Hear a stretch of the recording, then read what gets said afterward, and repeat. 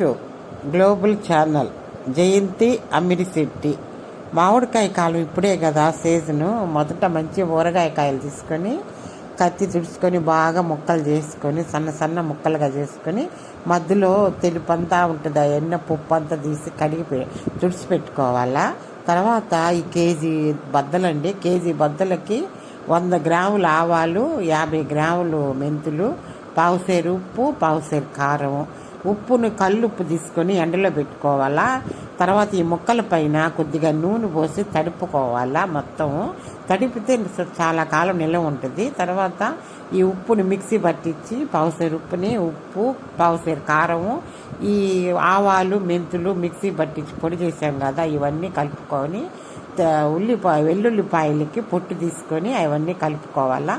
మళ్ళీ అప్పుడు పప్పు నూనె కానీ ఏరుశనగ నూనె కానీ పోయాలా ఊరగాయలోకి. అవి రెండే టేస్ట్గా ఉంటాయి.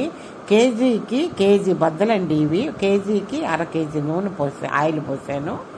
ఆయిల్ ఉప్పు సరిగా ఉండాలా. ఊరగాయ నిలువ ఉండాలంటే, సంవత్సరం కాలం నిలువ ఉండాలంటే ఆయిల్ ఉప్పు ఈ రెండే బాగుండాలా, దండిగా ఉండాలా. తర్వాత ఇవన్నీ మొత్తం కలుపుకొని ఒక గిన్నెకి తీసి పెట్టుకుని మూత పెట్టాను. తర్వాత 3వ రోజు తీసి మొత్తం దాంట్లో ఏమన్నా ఉప్పు ఏమన్నా తక్కువైనా చూసాను. ఏమీ తక్కువ లేదు, అన్నీ సరిపోయాయి. బాటిల్కి తీసి పెట్టి బాటిల్ మీద మూత పెట్టేసి ఫ్రిడ్జ్లో అయినా పెట్టుకోవచ్చు, లేకుంటే విడిగా అయినా పెట్టుకోవచ్చు. ఎక్కడికి పోదు, నిల్వ ఉంటుంది.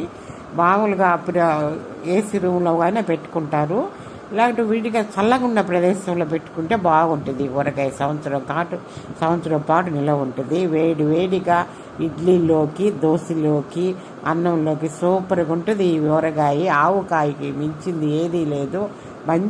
మంచిది ఆవుకాయ తింటాను. లైక్ చేయండి.